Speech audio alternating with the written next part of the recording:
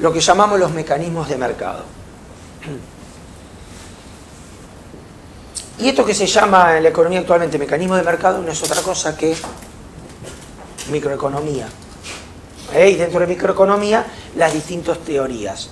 La teoría del consumidor, por un lado, que es la demanda, y la teoría de la producción, que es el productor. U oferta, como se llama. Oferta y demanda, o demanda y oferta. Y el equilibrio que hay entre ellos. Con lo cual, hay tres elementos que van a funcionar en la economía, como les decía, que es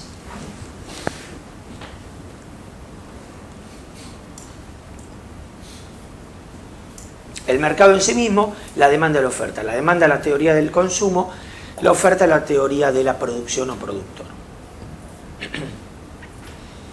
Entonces, ¿cómo definimos el mercado en sí mismo? El mercado en sí mismo lo definimos como un mecanismo mediante el cual compradores y vendedores buscan un equilibrio, y ese equilibrio está dado por el precio. Este debate de demanda, oferta y el equilibrio del precio responde a las tres problemáticas básicas de la economía: del qué, cómo y para quién. Y permanentemente estoy viendo eso.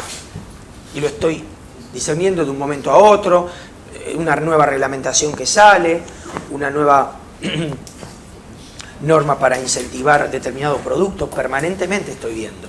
Lo que pasa es que trabaja dentro de esos sectores, dentro de la teoría de oferta y demanda. Y un primer punto que resalto, y que esto que llamamos mercado.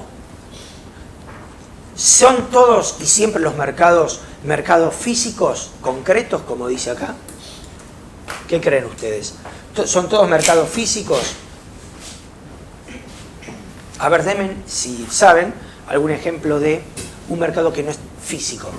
Por ejemplo, ¿cuál creen que puede ser un mercado que no es físico? La bolsa, el mercado de capitales. Bien, ese es un mercado. El mercado de los cereales también. Se transaccionan a través de oferta y demanda esos mercados. Y en esto, por supuesto, tiene que ver la sofisticación, y cada vez se incorpora este tipo de mercado para lograr e intentar incentivar mayor transparencia. ¿Justamente para qué? Para que el mercado actúe equilibrando un mejor precio entre oferta y demanda. Que eso hace mejorar la competitividad. Grábense eso. Cuando yo puedo en forma transparente ver la oferta de un producto, y si hay demanda para ese producto, en definitiva lo único que estoy intentando lograr es que se perfeccione las transacciones en esos productos o en ese sector o sectores, con lo cual la transparencia me hace agudizar el instinto respecto a mejorar precios, mejorar productividad y costo de producción, etc. Para poder competir más. La transparencia ayuda mucho a eso, a ir hacia una economía de mercado, una economía más transparente y de mejora de precio constante. Ahora, el mercado como mecanismo, como bien dice acá, vamos a definir que, por un lado, coordina a los individuos y las empresas, y por otro lado, esto se hace a través del equilibrio, que es el sistema de precios, porque en definitiva está haciendo eso. Está logrando o buscando un equilibrio entre los componentes del mercado.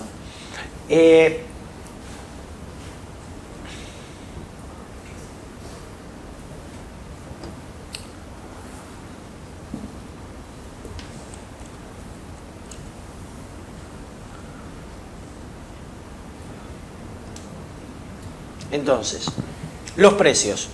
Cuando a mí me dan un precio, fíjense, los precios transmiten señales entre compradores y vendedores. Yo puedo identificar que hay una tensión a veces en un precio.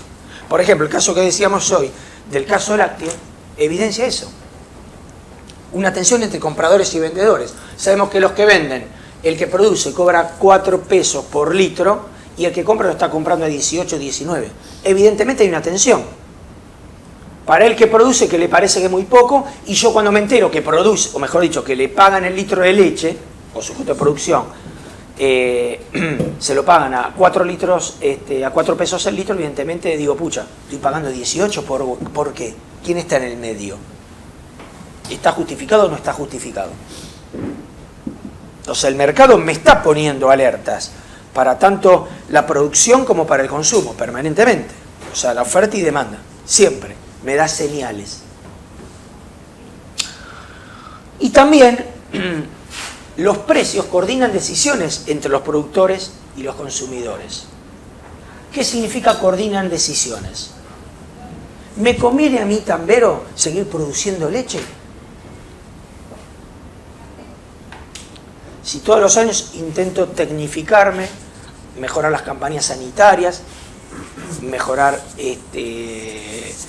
la productividad, y por otro lado tengo una señal que el mercado me da con tanta diferencia, y que yo me entero, productor, que mi leche que me la pagan 4 pesos el litro se cobra 18 o 19. Entonces, lo que hace, y que quiere decir de coordinar decisiones, los precios, es que a veces dice, bueno, listo, dejo la actividad del tambo. Porque en definitiva, todos los años, todos los ciclos, tengo que estar dirimiendo y viendo qué pasa con la actividad. Entonces me da una suerte de estar permanentemente decidiendo, sigo o no sigo. Está bien que esta es una actividad, en la realidad, diaria, ¿no? Porque los animales producen todos los días, tiene un ciclo muy corto, un ciclo productivo muy corto y de cobro y pago muy corto también. Pero el concepto es que justamente los precios en todos los productos y servicios de la economía actúan dándonos señales por un lado y después coordinando decisiones entre productor y consumidor. Y acá hay un mundo acá adentro, porque a veces cuando yo digo coordinando decisiones entre productor y consumidor, acá empieza a jugar, y en el caso de consumo masivo, lo que llamamos las marcas, o las modas, los colores, etc. Todo esto se arma. Si uno habla de ropa, bueno, los grandes diseñadores, cuando yo digo la decisión, la coordinación, bueno, si yo pago un Dolce & Gabbana, no sé, $3.000 porque me parece que lo vale, porque me da idea de un diseño exclusivo. Ahora, vamos a algo más de todos nosotros. Cuando digo un jean, ¿por qué un Wrangler, un Levi? ¿Por qué uno no de alpargatas? O alguien que produce a nivel local que no tiene esas marcas. Bueno, evidentemente el efecto de las marcas tiene mucho que ver, ¿no? En esto también, pero en definitiva yo tomo la decisión final si es un producto u otro, ¿ok? Pero que inciden, bueno, obviamente que inciden, y esto es cada vez más creciente, esto es así, es la tendencia del mundo. Como las empresas, uno lo ve mucho, y actualmente se ve mucho en las ropas y deportivas, de indumentaria deportiva, lo que es cómo está metido en nosotros cada vez más el concepto del deporte, llevado a una actividad sport, etcétera, en cuanto a indumentaria y ropa. Como cada vez más esas firmas, esas marcas, se van metiendo en nuestro día a día, digamos, más allá de lo específico de la actividad. Pero bueno, esto es lo interesante del mercado y lo que el precio significa. Y por supuesto que el precio de equilibrio es el precio que estamos dispuestos a pagar. Si yo pongo una zapatilla de primera línea, de primera marca, en 2.500 pesos y se vende, el mercado está dispuesto a pagar. Hoy, la teoría de la producción y de los productos, antes se basaba mucho más la determinación del precio, por supuesto en el costo de producción, porque para saber cuánto me sale lo tengo que hacer, ninguna duda. Pero ¿y qué se hacía? Se fijaba cuál era el costo de producción y se le incorporaba un margen. Hoy ese concepto de incorporar un margen está medio sacado de contexto.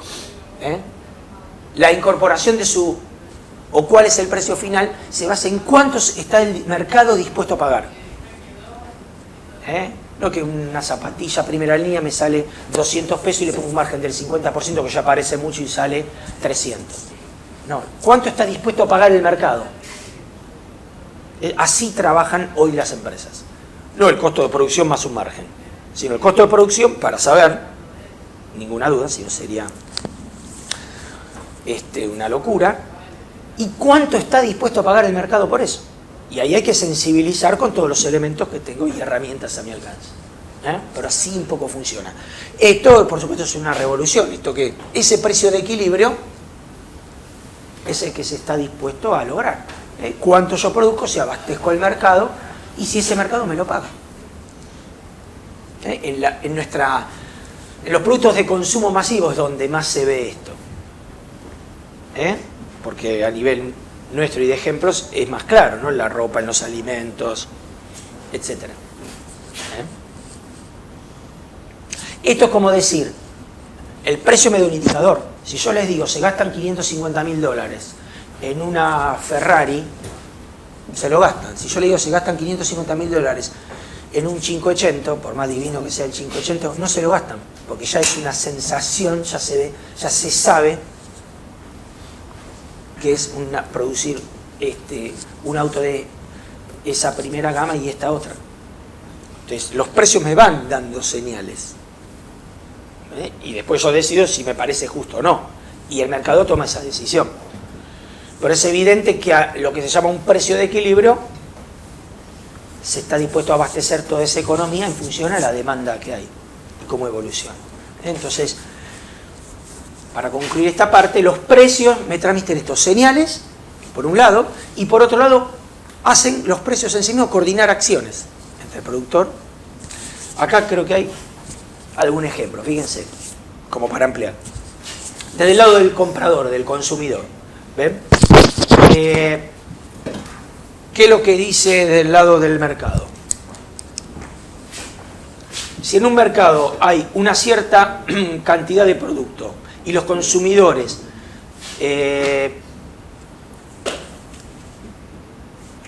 desean consumir mayor de producto, ¿qué pasa? Acá hay una cierta cantidad, es decir, que hay una cierta cantidad que está limitado. Si quieren una mayor cantidad de producto, ¿qué va a tender a hacer naturalmente? Que aumente el precio. Hay más demanda que oferta. Eso va a hacer que los productores, por este diferencial de precio, tiendan a aumentar su producción para abastecer esa, vamos a llamarlo así, sobredemanda, que en el mediano plazo va a tender a buscar un punto de equilibrio y a encontrar un nuevo punto.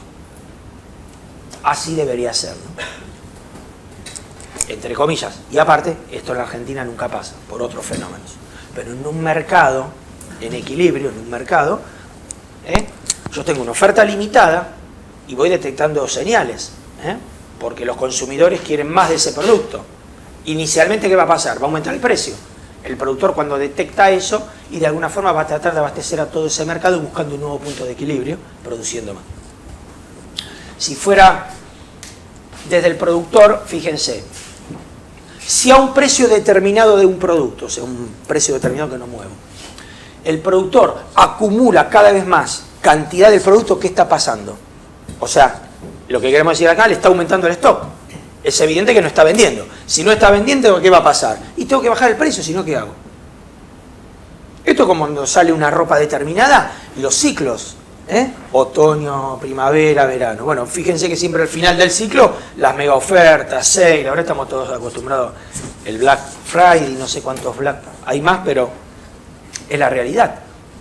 Es donde se aprovechan y todo eso que quedó de una etapa, una estación anterior, como que se trata de colocar a un precio menor, justamente porque quedó un stock importante y lo detecta el mercado eso. Entonces tengo que bajarlo el precio, si no lo vendo.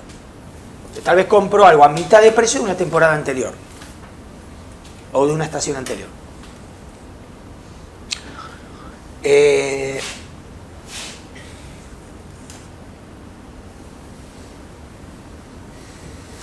Y se vuelve a encontrar un nuevo equilibrio.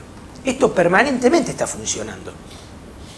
En los productos que tienen ciclos cortos, en los productos estacionales y los que no son productos estacionales y viven con una competencia. En las terminales, en las automotrices pasa lo mismo. No hay tanta salida de productos en este momento, pero cuando hay un ritmo de salida de productos hay una competencia interesante en determinada, o por gama o por sector de producto. Pero fíjense que siempre los precios me están dando señales. tanto para el productor como para el consumidor, y también me están coordinando acciones, como dice acá, produzco más, produzco menos, ¿qué hago? Está permanentemente. En un caso tengo un stock, tengo que vaciar ese stock. Hasta que no lo vacíe, no vuelvo a recomendar y aumentar la producción. En otro caso, tengo que no me queda stock porque tengo una demanda excesiva y tengo que producir más. Y buscar un nuevo equilibrio. Esa es la idea.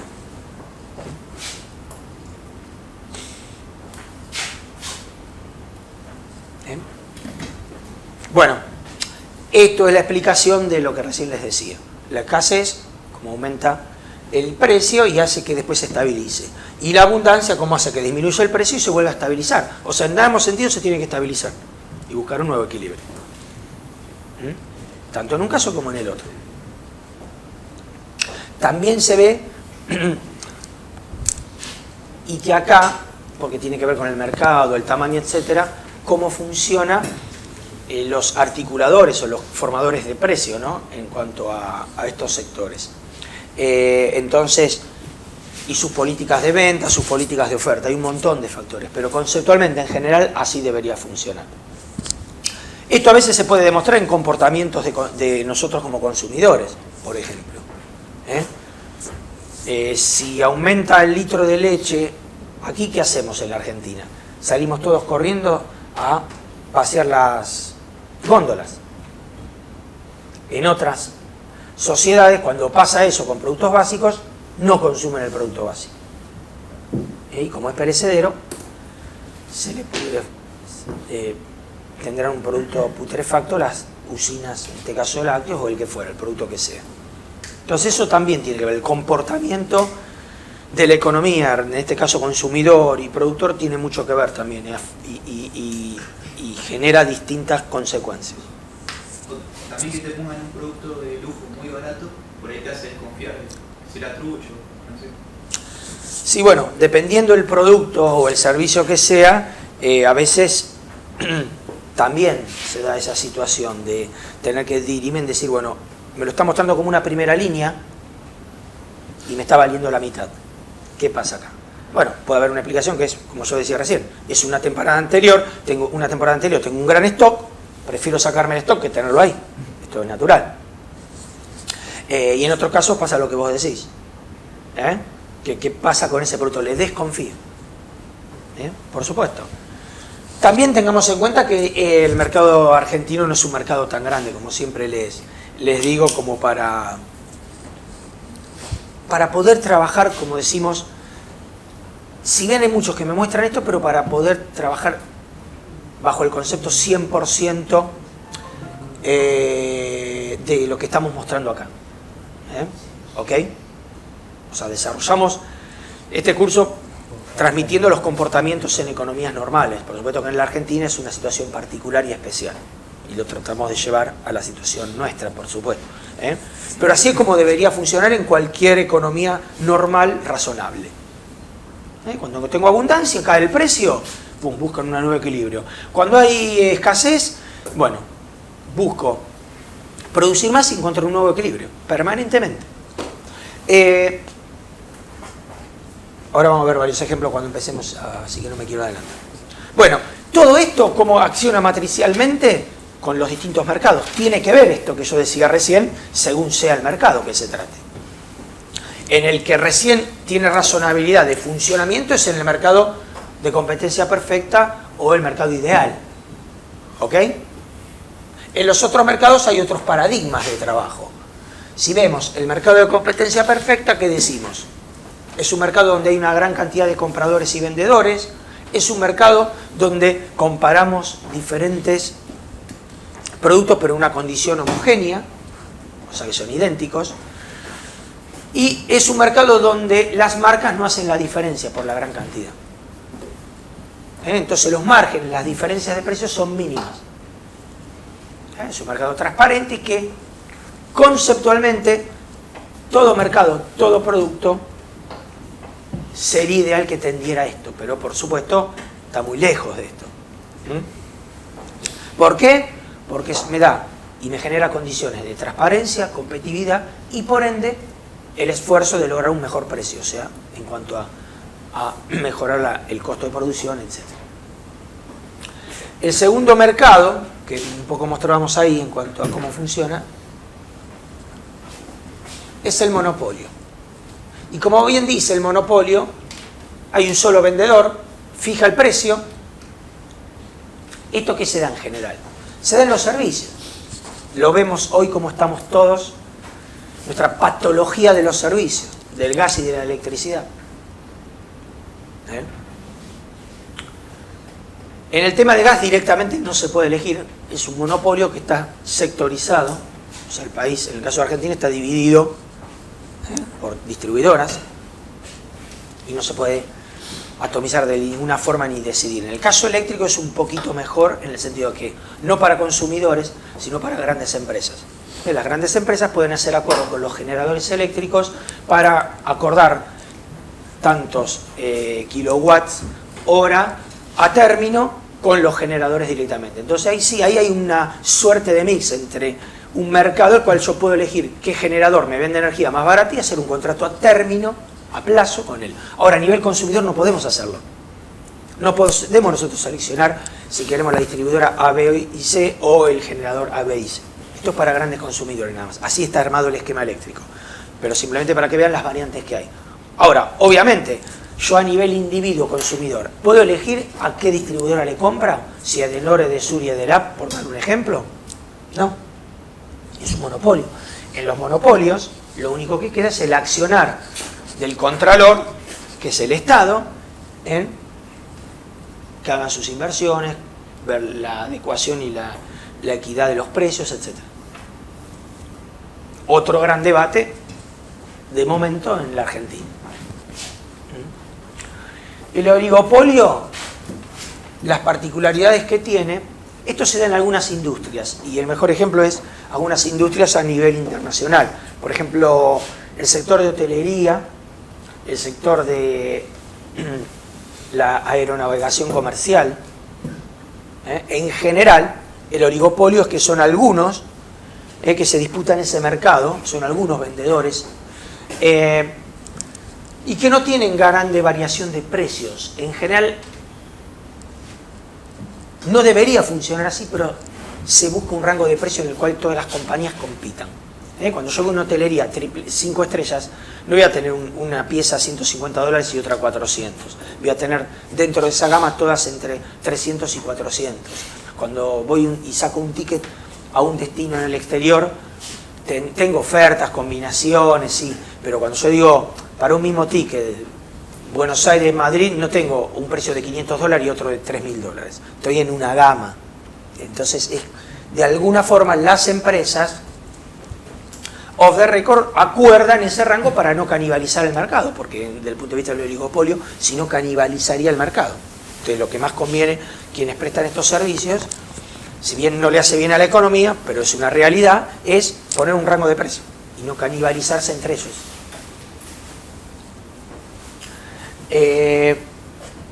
El mercado monopolísticamente competitivo, que sería un cuarto o imperfecto también, son aquellos sectores en los cuales el control el Estado no requiere del control porque es antieconómico. Yo no, por ejemplo, no voy a controlar todos los restaurantes de Cava cuánto cobran la milanesa con papas fritas. No tiene sentido. Es antieconómico. Ese es un mercado monopolísticamente competitivo. O todas las empresas que desarrollan soft, cuánto cobran la hora hombre, la hora técnico, la hora. No se mete a controlar desde el lado del Estado. Pero sí se identifican como mercados monopolísticamente competitivos. Son muchos, también son muchos, pero cada uno tiene, en algo se distingue, porque alguien me debe presentar algo. Uno la milanesa con una banderita, el otro un soft con un servicio diferencial, etc. Son muchos conceptualmente, hay muchos en el mercado, pero se ubica este concepto dentro de que hay una distinción, que cada uno tiende a diferenciarse del otro, de alguna forma, mínima sea. Ese es el concepto.